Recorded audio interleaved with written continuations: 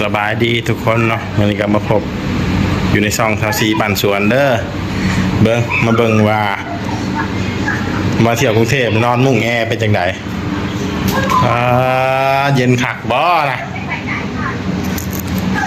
มุ้งแอร์เนาะ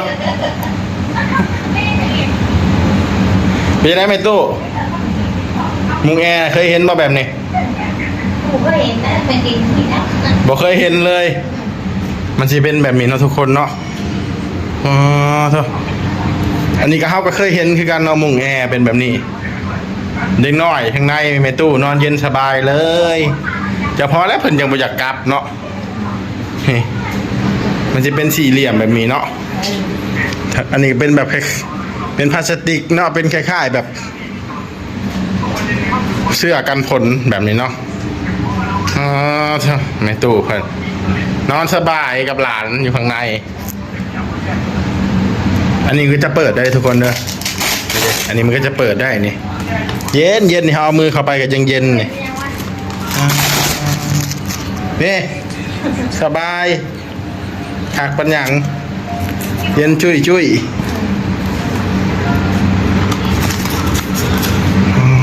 บอกเคยเห็นเพิ่นปะโอ้คักกะลีนี่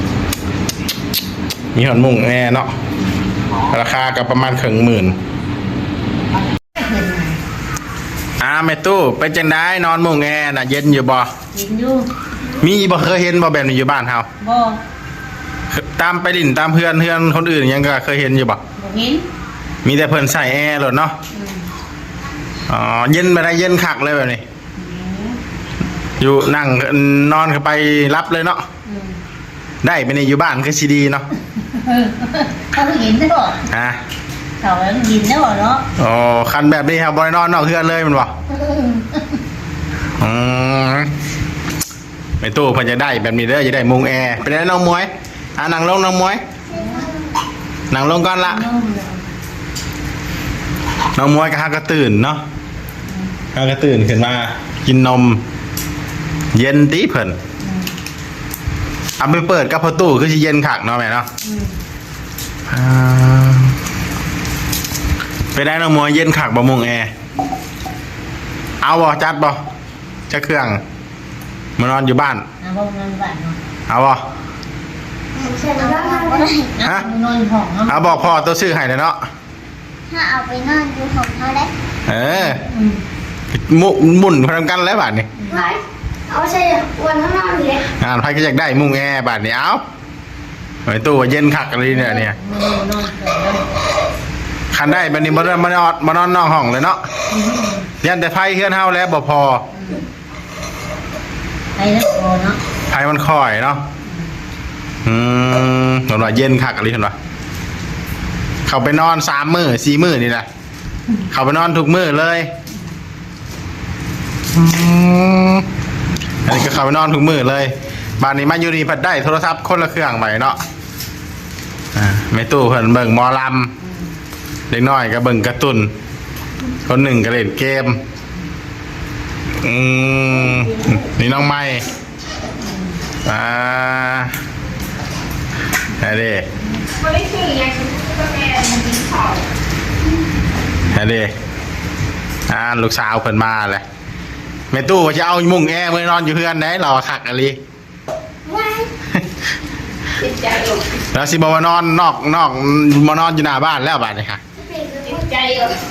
ติดใจมุ้งแอร์เข้าไปประเย็นเพิ่นซื้อมาอะไรนะเอ่ย6,800เนาะ6 ฟุต6,800 6 ฟุตนอนได้ประมาณ 2-3 คนใหญ่ๆกันนอนได้ประมาณ3 คนนอนครอบครัวได้เนาะ4 คน 5 คน2 คนก็คงไปเอาเต็มเลยไอ้ตัวละคักไปเลยแบบนี้บ่ต้องนอนนอกเฮือนแล้วเนาะคันได้ไปเลยเนาะยันแต่ไฟเฮือนเฮาบ่พอไปเนาะเป็นตาจัดอยู่ได้แค่เป็นแบบนี้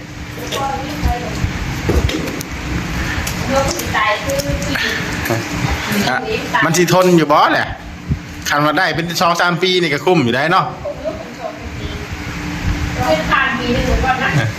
ย่านแต่ชื่อมาแล้วมันตุยเลยนี่มุ่งแอร์เนาะ